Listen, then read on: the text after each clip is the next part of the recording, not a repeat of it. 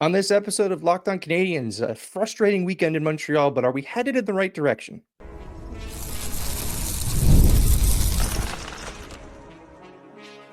You're Locked On Canadiens, your daily podcast on the Montreal Canadiens, part of the Locked On Podcast Network, your team every day. Hello and welcome to episode 1195 of Locked On Canadiens. Thank you so much for making us your first listen of the day and for subscribing wherever you get your podcasts. Doing that supports the show and make sure you don't miss an episode. Today's episode is brought to you by GameTime. Download the GameTime app, create an account, and use code LOCKEDONNHL for $20 off your first purchase. I'm Ian Boisvert, also known as Maybe18, and I'm joined by Laura Saba, who held down the ship for me last week as I celebrated Thanksgiving with my family. Laura, how was your weekend? It was good actually, even though I watched 3 hockey games total this weekend. Had a really good time at the PWHL game. The vibes were immaculate. Montreal Victoire beat the Ottawa Charge, who suck, by the way. So there's another sucky Ottawa team. Honestly, I was gonna be so angry if they lost to Ottawa. That was a good time. And then the Rangers, the game against the Rangers, I had watched during the pregame, so then I had to watch it again. So literally, I spent almost my entire weekend watching hockey games. Nice. I mean, it's a good way to go, except I did that too, but they were both Montreal Canadiens games, so a very different experience. But we're going to get into all that. We're going to start with our recap of the weekend's games. The Rangers game, which was a fraudulent result. We'll get into that one first. Boston, which was very much not fraudulent. The Canadiens just got absolutely played out of the building for most of that game. Good third period, but we'll get into that. And then we have our weekly recap where we'll break down how the week went for a Montreal Canadiens team that had 2 sets of back-to-backs and started off strong and ended really poorly. So we'll start on Saturday in New York, a game I watched on tape delay. I could not watch it during the time it was live because it's a Saturday afternoon and people have things to do. So I watched it late. I remember I got a message from Scott that said, "Oh boy, you are in for one." And it was one. The Montreal Canadiens played a really great game in Manhattan on Saturday afternoon. And I think in the way that I looked at that game, and I read a lot of post-game coverage of that game, the officiating stole that at least a point from the Montreal Canadiens in that one. Laura, am I out of my mind for thinking that, or is that a realistic way of looking at that game against the Rangers? The Canadians played surprisingly well. And it was something that I had talked about on my preview actually on Friday. I wanted them to bring out killer instinct against the New York Rangers, who were having a tough time. They're still having a tough time, right? So they played really well. They did what I asked them to do, but unfortunately they were not rewarded for it. And I think it's totally fair. What your assessment is totally fair, because it was also neutral fans that were agreeing with us that the officiating was really just out of this world terrible. Yeah, and it was terrible in spots that were particularly harmful to the Canadians. I thought that the officials were very soft in the way that they handled Josh Anderson, who got cross-checked in the neck as he came across the blue line by the guy that Montreal Canadiens fans love the most, in Chris Kreider. Did not get a penalty. You could read his lips yelling at the referees. It is things I cannot say on this program, but it was nothing uncouth. It was nothing that players don't say to referees, and it was nothing, frankly, that was untrue. They missed a call. It was a bad missed call, and Anderson had every right to be upset. And then he takes a shot. It was a shot. I don't even know what to call it, because it wasn't a shot. It was hardly even a hit. He barely even finished the hit. And the referee behind the play throws his hands up to call him for roughing. What I found crazy about that was that that penalty was 2 minutes for roughing, and so was Jonathan Quick throwing a left hook with his glove. Those were the same thing in this game. That, to me, is how I know they got the Josh Anderson call wrong. And of course, the Rangers scored their third goal. It was retaliatory. Yep. That's the thing. And that's egregious. It's literally against the rules, right? It's literally, your job is to make sure the game is played fairly. And there you are, making it unfair and setting the tone for a Rangers team who, quite frankly, we all know is extremely dirty, and they constantly get away with it. Yeah, and I think the thing that I take away from that brawl in front of the net the most was it took the referees 15 minutes to figure out what they were calling, who they were calling, and basically how they could manufacture a power play for the Rangers. Because I don't understand how that ends up with anything other than these two teams are even. Because everybody that got punched threw a punch. That's how it worked. calling Slafkovsky for a double minor there was bizarre. It was incredibly bizarre. And one of the other, so they didn't know what to call at first. And then they're supposed to get on the microphone and tell everybody what happens. They're supposed to tell us what the penalties were, how long they're in the box. They skated right to the dot. They didn't say a thing. They know that they screwed this game. They know it. And I would imagine there were people in the league talking to them about it. They did not do what they were supposed to in this one. Another thing I took away from that brawl was that everybody in the corners, they're beating the crap out of each other. And the one linesman is being a gym class hero by just grabbing Arbor Xhekaj and skating him all the way to the penalty box. There are other dudes getting destroyed behind the play, but no, you got the one problem guy off the ice who's not even doing anything at this point. the penalty box, pushing him over there. First of all, he's just existing. First of all, officials should not be able to lay hands on players.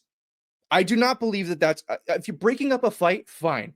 Shoving a player backwards? No. I'm sorry. You can't. You should not be able to do that. If the player then charges after him, toss him from the game. But I very much believe that officials should not, in that circumstance, be allowed to put hands on players. There was a moment a few years ago when Michael Bunting was still with the Leafs where he was being pushed off the ice down the Zamboni door by a referee. He was essentially just attacking him and pushing him off the ice. Like, these guys think that there's no consequences because in the public eye, there are none. They don't speak to the media after these games. They should. They don't. So that was an area where that was mishandled. And the final nail in the coffin was, yes, Kirby Dach took a double minor for high sticking. It was the right call. He high sticked Mika Zibanejad. He was bleeding. That's 4 minutes. There's no complaints there. The issue is that the Rangers set up the game-winning goal on a play where Armia got can openered and fell down on what was a very egregious tripping penalty that they did not call, and the Rangers scored off of the ensuing advantage they got from that trip. And it's in the final minute, and it's stole. Like, Montreal probably doesn't kill that penalty off in overtime. I feel pretty confident in saying that. But it steals a point from the Canadiens in a week that would have been a 500 week for them had they picked that point up. I don't know, like, what do you do if you're a team after a game like that? Because you can't go to the media. You can't criticize the officials because you're going to get fined $25,000. Yeah. Marty St. Louis did his best Marshawn Lynch impression by saying, I'm just here so I don't get fined, essentially. Yeah. He went to the media and was saying, I loved everything about our game. I can't talk about the refs, which tells you all you need to know. Yeah. I find it, and if you read Arpon Basu's post-game coverage in The Athletic, you'll know that Jeff Gorton, in front of an elevator full of reporters and Rangers staff, punched a wall at Madison Square Garden out of anger when the Canadiens lost that game, because they were very clearly, that game was very clearly stolen from them in a way that we are very clear about how bad we think this hockey team is. It takes a lot for me to say they stole this one from the Montreal Canadiens, and it probably won't happen again. That's how bad this was. They stole this one from the Montreal Canadiens. Yeah, and I think that's really, really upsetting. But I do wonder if there is some recourse where ownership or management can at least write to the league to have it re-examined. Like, there's got to be some sort of recourse. Like, maybe don't criticize them in the public, but... Yeah. I know that there is a phone number they can call to make complaints. The problem is that there's a cool down period. I think it's a 24 or 48 hour cool down period where they're not allowed to call that after a game. They have to wait. It's been more than 24 hours and we're still mad about it. So yeah. I just Jeff.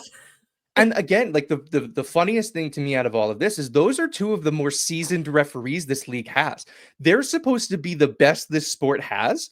No shot. There's no chance. Like, those guys shouldn't get playoff games for what they did in this game.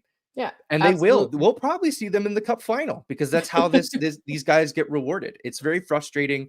The positives to take away from that one, Montreal played some really excellent hockey against a team who was on the mat, and Montreal did what they could to keep them on the mat, and the referees did what they could to make sure that didn't happen. Nick Suzuki and Cole Caulfield with 2-point nights. Love to see that first line coming back together. Anything else you took away from that one? I think, honestly, it got so clouded by how annoyed I was by it.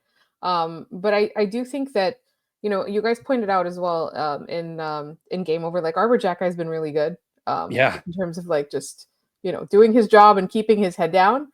So that makes it even more unfair what happened to him. So I don't know, just for me, like the fact that in that situation he was able to keep his head and not like absolutely wail on somebody, like that just, I'm so proud of him.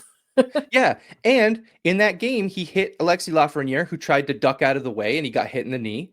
And Xhekaj gets jumped by Sam Carrick, who's got his gloves off wanting to fight him, and Xhekaj doesn't want to fight him. And if the roles were reversed, Xhekaj's getting tossed for an instigator. We know that. We know that's the case. So, like, it's very frustrating to see them just completely bend the rules the way that they want to. It was very obvious to me that they had an agenda coming into this one, and that's just the way it goes. So we have to move on to our second segment where we will go from one frustrating game to another frustrating game, and we'll get into all that in just a minute. Get ready to tackle the NFL action with FanDuel, America's #1 sportsbook, because right now, new customers can bet $5 and get $150 in bonus bets if you win. The FanDuel Sportsbook app gives you everything you need to place live bets on the NFL all in one place. So when you get a hunch in the middle of the game, you can check out the latest stats, view live play-by-play, and so much more on the same page where you place your bets. Just visit FanDuel.com to join today. You'll get started with $150 in bonus bets if you win your first $5 bet. You heard me right. That's $150 in bonus bets if you win your first $5 bet. That's FanDuel.com. Never waste a hunch and make every moment more with FanDuel, an official sportsbook partner of the NFL. This episode is also brought to you by GameTime. I love being in the middle of the action, whether that's taking in a concert or enjoying a night at the rink. It's just more fun being there. The place where you can go to get to the events you want to see is GameTime. We're big fans of GameTime here thanks to their all-in pricing. This is a setting in the app that you can toggle on, so GameTime tells you exactly how much you'll be paying to get in. No hidden fees. Plus, with their seat views, you know what kind of action you'll be able to see. And with their lowest price guarantee, you know you're getting the best deal for your tickets. It's for all these reasons that I went to GameTime to secure tickets to the Habs game against the Islanders in October. And even though the Canadiens lost, I had a great night out with friends and some great seats at an even better price. Take the guesswork out of buying tickets with GameTime. Download the GameTime app, create an account, and use code LOCKEDONNHL for $20 off your first purchase. Terms apply. Again, create an account and you redeem code LOCKEDONNHL for $20 off. Download GameTime today. What time is it? It's game time. All right, my friend, we are back in our second segment where Montreal somehow has drawn the ire of also the schedule makers, who Montreal has played in Boston twice this year. Both of those games have been specialty games for the Boston Bruins, both their home opener and now the Centennial game. Both of those games also on the second half of back-to-backs with travel while the Bruins are rested. I don't know how the NHL schedule makers decided that this was a just way of doing the schedule, but the schedule is what it is, and it felt like a scheduled loss because it kind of was one, a 6-3 loss at the hands of the Boston Bruins as they celebrated their centennial. Laura, what's your main takeaway from this one? How are you feeling after the game in Boston? I don't know that I expected all that much better, to be honest, on the second night of a back-to-back, especially when there was a ceremony. They didn't play it on RDS. I don't know if if you got to see it. I wasn't really interested. Boy, did I! I had to watch it on Nessun. Oh right, sometimes I forget you live in Connecticut. Yeah, I am on record saying that Nessun does a great disservice to their viewers. They are very bad at what they do. I don't have much else to say. The funny thing about the Centennial for me for Boston is how much it was focused on their history against the Montreal Canadiens, which is really funny because it's a team that has very lopsided. It's so lopsided. Like I in the several hour broadcast, they talked about the 1988 playoff series win against Montreal because it was the first one in 18 years. That Montreal had beat them 18 straight playoff series. They talked about it 10 times. And every time they were like, the fans met us at the airport. We couldn't believe it. It's like, I'm so over this. Oh, cool. Ray Bork said it now too. Cool. Like it's very funny and kind of sad to me how much of that centennial was based on their relationship to the Montreal Canadiens, because the Canadiens had their centennial and I was just a child, but you were there. That was very much a celebration of the Montreal Canadiens, not Boston beating the Montreal Canadiens or Montreal beating Boston. It was so it was kind of cringy, honestly, to like sit there and be like, what? Like, you guys, we crushed you forever. I don't know why that this is. And then continue to crush them, except for, that 1 year we're not going to talk about. That wasn't even us getting the 2011 series. They won Game 7 in overtime. Yeah. Montreal was 1 goal away from beating them. Yeah. The Bruins, the next series, or the conference final, I think, Game 7, they beat Tampa 1-0. That team was a fart away from not making it. Like, they were so close to being eliminated. So they didn't crush anybody except Vancouver, and that's a head case of a franchise. The game was whatever. I found that experience of viewing that through the Boston lens to be like, okay, this is kind of lame. Your guys' history is way better than this. That was the annoying part, is they have a rich history in Boston. They do. We barely saw Bobby Orr the entire broadcast. He waved the flag at the beginning, and that was it. No more Bobby Orr. We're not talking about him anymore. They showed the clip of the too many men on the ice call. Like, they were like, oh, it wasn't all good. It's like, yeah, most of it was that. Yeah, I found it very, very difficult to sit through another NESN broad. I watched half the game on mute, if I can be honest with you, because I just couldn't handle them crying about penalties the entire. That's all they do. It's like, it's really sad. Like I said at the beginning of this, they do their fans a great disservice. Yeah, it's not. We should talk about the game in the remaining minutes we have here. Caden Primo was the story in this one for worse. Where are you at on Caden Primo after that one? It seems like we're all kind of done. Yeah, so, by the time this episode comes out, Game Over's like replay will be out. You guys talked a lot about how the experiment is over. If Patrick Laine comes back, like you said, this is I'm piggybacking off of your thought. This is not, my own. If he comes back and this team starts putting wins together, you're gonna have to get a better backup goalie. Although somebody in the comments did mention Martin Jones. No. Absolutely not. Is it sad to think that he's better, but it's just not enough where I can get excited about it? Like, it's like, cool. I don't know. Like, you have your choice is to lose $3 or $4. It's like, yeah, well, I mean, I guess I just lose $3. That's probably better. Yeah, he was the story of the game. It was unfortunate. And the unfortunate thing is, especially with a team that is mediocre like the Canadiens, this is not a world-beating team.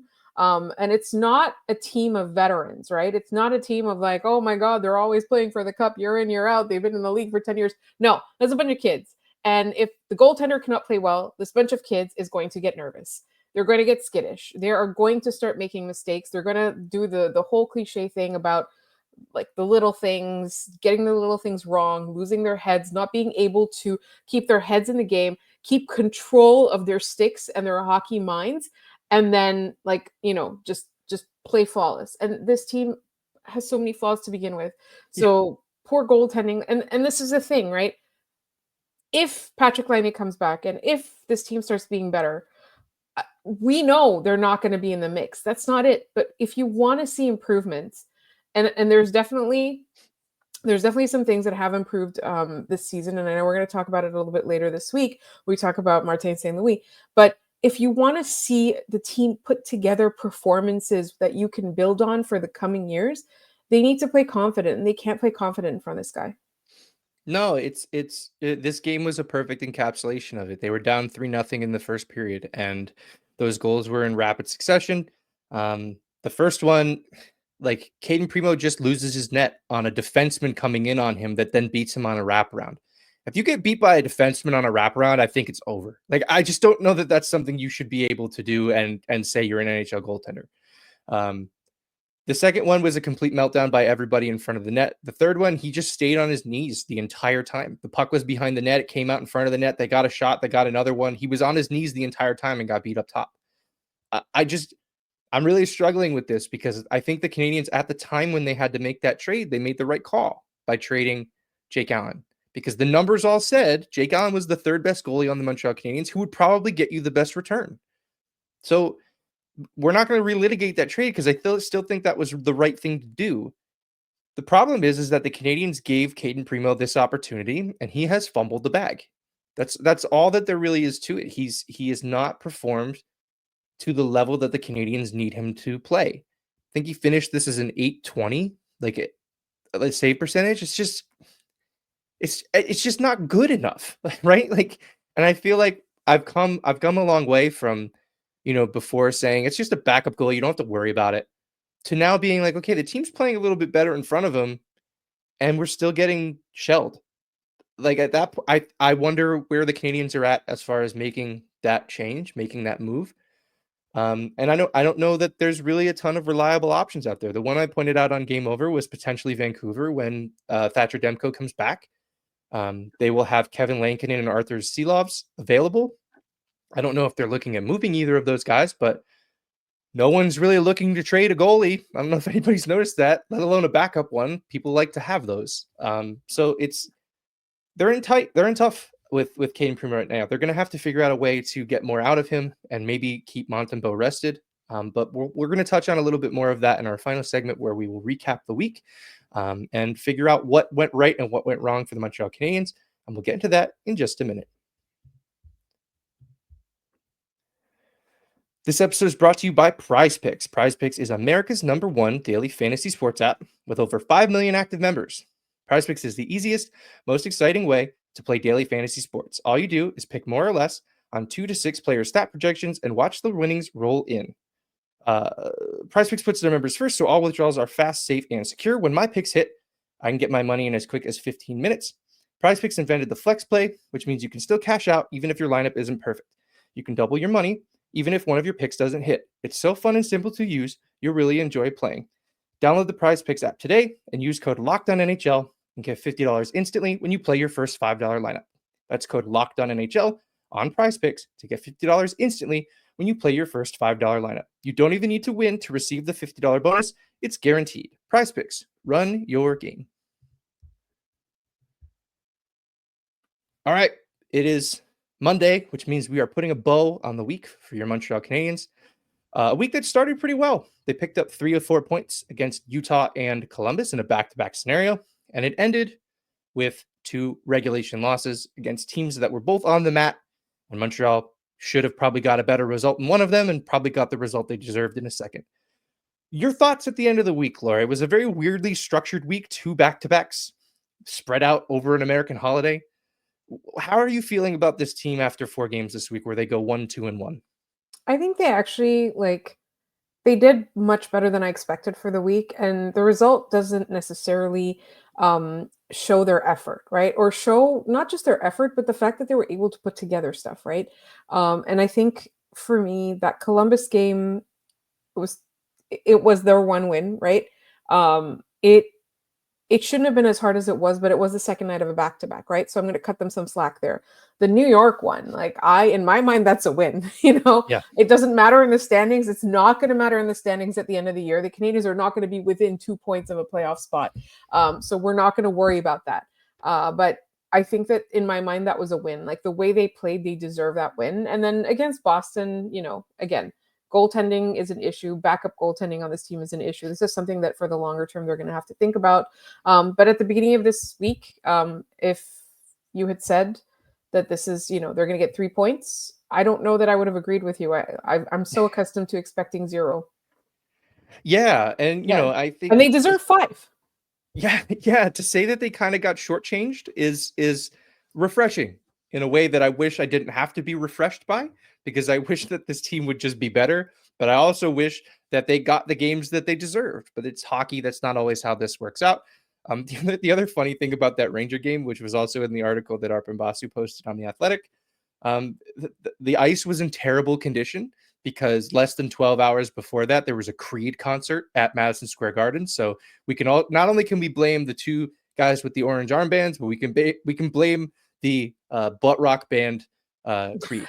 So we can blame the 2 of those things, which we'll never be able to do again. So get the mileage out of that while you can. Yeah, and this is this again. The schedule is there's a concert the night before. Why are you starting the game at 1? Exactly. There's no reason for it. And they always point out too that the ice at Madison Square Garden is typically not very good because it's used for a million things. I don't know if you know this, Laura. Manhattan is very busy. There's lots of stuff happening there. It seems like a lot of times the Rangers are the least important thing happening at Madison Square Garden, which is just that's not to say that the Rangers are around. Yeah, exactly. Or the owner wants his band to play there or something. You know what I mean? Yeah. It's just they're not top billing at Madison Square Garden, which is crazy because they're a really good hockey team most of the time. Right now, not so much. Have you been to a game there recently? Not recently. It was right before the world ended. It was actually Henrik Lundqvist's last win at Madison Square Garden. I happened to be there. It was a game against the Carolina Hurricanes, so that was pretty cool. Do they still call it the world's most famous arena every time they say it? Yes, they want they say Madison Square Garden less than they say the world's most famous arena. They should just rename it. It's now the world's most famous arena, brought to you by Madison Square Garden. It's so they don't want you to forget it. It's But also very being heavy-handed. famous isn't a thing, right? It's not the oldest, it's not the biggest, it's not, it could be the busiest, but I mean, Yeah. it's like fame for fame's sake is nothing. Like that's the part that's so funny about this to me. Yeah, and I sat behind a banner for the 4th professional sports team that plays at Madison Square Garden, also known as Billy Joel. He's just there most of the time. I think he just lives there. They just roll out a cot for him after his concerts. We're getting off track here. I'm sorry. No, it's after a weekend like this, I hardly want to talk about this team, but we kind of gotta. We owe it to our friends who listen to this show. I am very thankful that this week showed me that Nick Suzuki is all the way back. Yeah. He is playing some of the best hockey of his season. He's back to a point per game after that game against Boston. He's now 24 points in 24 games. That's something that I'm kind of watching as a side quest this year, because it would be really cool if we finally got a point per game player again in Nick Suzuki. Or, I want him to hit 90 points. That's 90 points would be sick. That would be so cool. And I think that, Patty Laine coming back, it would be really cool if he was on that line. I think it would make a lot of sense. Because as much as I've liked Alex Newhook there, I think he'd be better suited on the line below him, maybe next to Juraj Slafkovsky and Christian Dvorak, if you want to keep that line together. Your thoughts on Nick Suzuki and Cole Caulfield? They kind of reemerged this week as legitimate offensive options for the Montreal Canadiens. So on the Friday episode, I talked about one of our listeners who called us out on our Nick Suzuki stance, saying we were being too harsh on him. And the listener, Connor, rightly pointed out that, he's the only person who stayed on that first line when everyone else has been demoted at least once, right? And that's very fair. So for me, I think this is a positive sign, because they're two of the players, along with Mike Matheson, is if they have a good game, generally the whole team has a good game, right? If Nick Suzuki has a good game, isn't, drowning under the assignments that he has, which are admittedly very tough. If Mike Matheson is having a good game, if Cole Caulfield is having a good game, that generally means the rest of the team is doing what they need to do in order for those three to do what they just did, right? So I think for me, it's good, and I'm really excited for. I know the return of Patrik Laine is near. We don't know how near. Could be as close as the Islanders on Tuesday night, and we'll have the weekly forecast obviously on tomorrow's episode. But I'm feeling very, very positive about this, and particularly with Nick Suzuki, I really want him to hit that 90 points, because there's a lot of people that will have to shut up if he does. Yeah. And I think our stance on Nick Suzuki last we spoke was we just weren't getting enough out of him. And I don't know that was a direct criticism of Nick Suzuki or the situation that Nick Suzuki was in, right? Because I mean, it was a revolving door on both sides of him. It's impossible for any player to have consistency in their game when every time they look side to side, there's a different dude there, right? Yeah. It's really difficult. And I think we talked about that as well, that like, if Nick Suzuki's playing poorly, you can't demote Nick Suzuki. It's not possible the way this team is constructed, the way that the lower lineup players have performed. It's not possible. If Kirby Dach was playing to the level that he was a few years ago, maybe you can make that consideration and you say, actually, Kirby Dach is going to play on the first line for a little while. Nick, your second line. You don't have that luxury because Kirby Dach has really struggled. So, I mean, we're not even that far removed from remember the Kirby Dach is going to be a better center than Nick Suzuki conversation that was happening. Yeah. Like that seems like a billion years ago, and it wasn't that long ago that we were having that conversation. And boy, does it look kind of foolish now. Obviously, we're looking at one player at the lowest point of his career, but Kirby Dach needs to dig his way out of this. played somewhat well, but Nick Suzuki and Cole Caulfield are back. They're playing really, really good hockey. The Canadiens need to be able to string some wins together while they are playing that really, really good hockey. Your final takeaway from this week, are you feeling good about the way that it went? You feel maybe they had a little bit more to give. How are you feeling at the end of this week? What's your I final feel stamp? better about this team than I have in a while. Same. Like whenever we're doing our weekly recaps, this is the first weekly recap that I feel this good about about this team. And I know in lieu of our trivia question, we have a question that I asked on the last podcast that I want to revive and keep going for about a week or so. I'm going to find a way to like put the poll up and everything. So my question to you is this. We have a couple of people who've answered it. What is your honest opinion on Martin St. Louis as a coach? You have to say it respectfully. And you can tell us on any of our channels, Blue Sky, TikTok, Instagram, Gmail, the YouTube comments. Do you think he's a good coach, a bad coach, a terrible coach? And tell us why you think so. But again, respectfully and not arguing with each other. You can disagree with each other, but if you start fighting and all of that, we're going to delete it. But I am truly curious to know what you think of Martin St. Louis as a coach. Is he good, bad, terrible, amazing, whatever it is? Great question. Thank you for providing that in lieu of trivia. We'll be back with trivia tomorrow. Don't worry. Just running around a little bit this afternoon and was not able to put any of those together. And we want to give you guys good trivia questions and not just things we, pull out of our rear ends. Well, that's going to do it for us today on this episode of Locked On Canadiens. Thanks so much for tuning in and for making us your first listen of the day. For your second listen, you can find Locked On Fantasy Hockey. Become a fantasy hockey expert and get the edge over your league mates with daily tips from Steal and Flip. Find Locked On Fantasy Hockey on YouTube or wherever you listen to your podcasts. We have fully made the jump to Blue Sky. We are Locked On Canadiens over there.